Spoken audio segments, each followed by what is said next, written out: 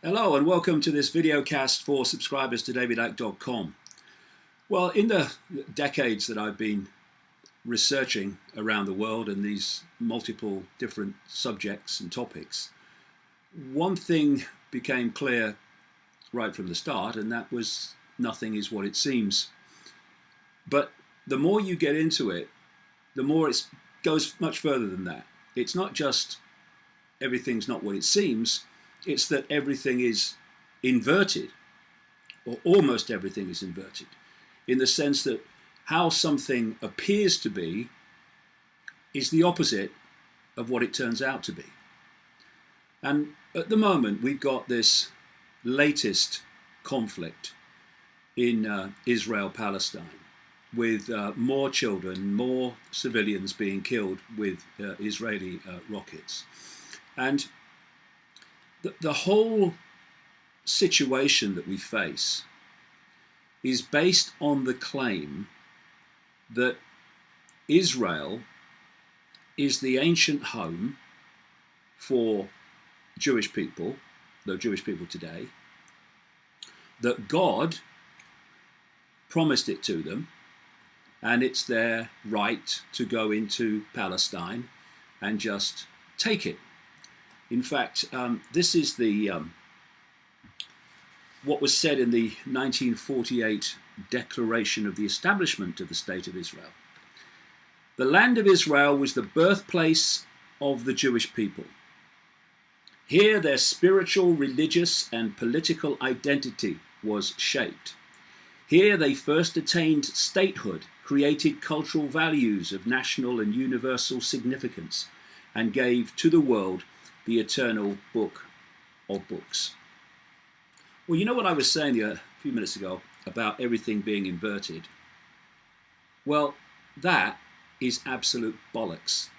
And what has happened is that the truth about the manufactured history of what is currently called Israel has been suppressed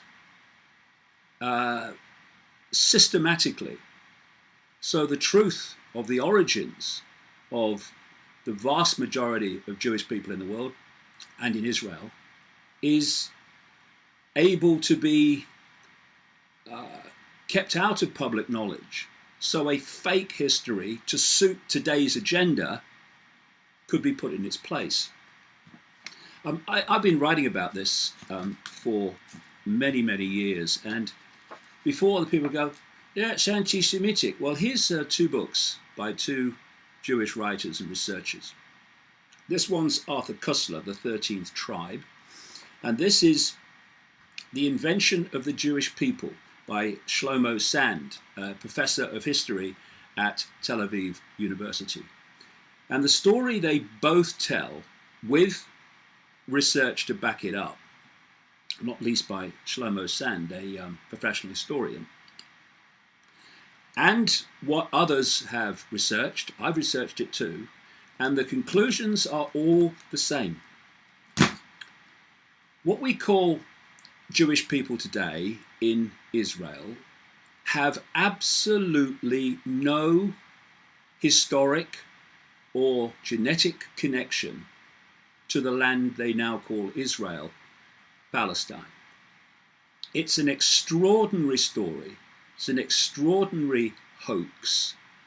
And the origin of the overwhelming vast number of people called Jewish today and in Israel is that they came out of the area known as Sumer, Babylon, we now call Iraq, and they settled in a place called Khazaria. Khazaria was an empire in the Caucasus, and on one side was the Christian Empire, on one side was the Muslim Empire, and the king of Khazaria, called King Bulan, in 740 AD, had a mass conversion of the population to Judaism.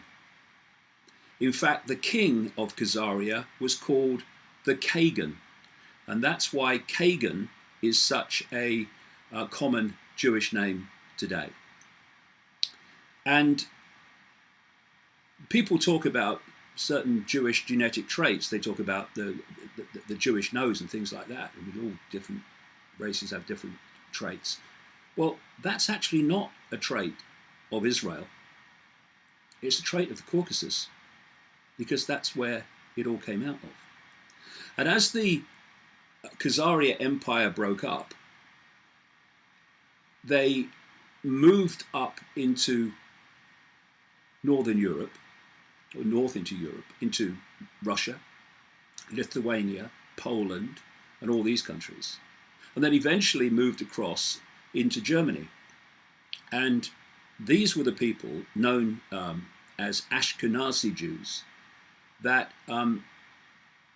suffered under the Nazis and founded the state of Israel, and many moved to America.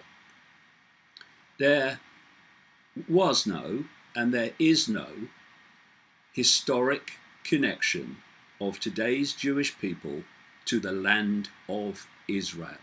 It is a giant hoax. And as Arthur Koestler says in The 13th Tribe of this situation, it would mean that their ancestors came not from the Jordan, but from the Volga, not from Canaan, but from the Caucasus, once believed to be the cradle of the Aryan race. That's where we get Caucasian from. And that genetically, Koestler says, they are more closely connected to the Hun, Uyghur, and Magyar tribes than to the seed of Abraham, Isaac, and Jacob. Should this turn out to be the case, and it is, then the term anti-Semitism would be void of any meaning based on a misapprehension shared by both the killers and their victims. The story of the Khazar Empire, as it slowly emerges from the past, begins to look like the most cruel hoax which history has ever perpetrated. And that's another thing, anti-Semitism. Semitism, Semitic, refers not to a race, but to a language group. And that language group does not include the Khazars. And in fact, the vast majority of the Semitic language group is from today's Arab countries and Arab peoples. See what I mean? Everything is inverted. And this story has such massive importance to understanding what is happening today, how we got to this state, and so much more about what's going on in the world. And that is what I'm going to explain and go into today.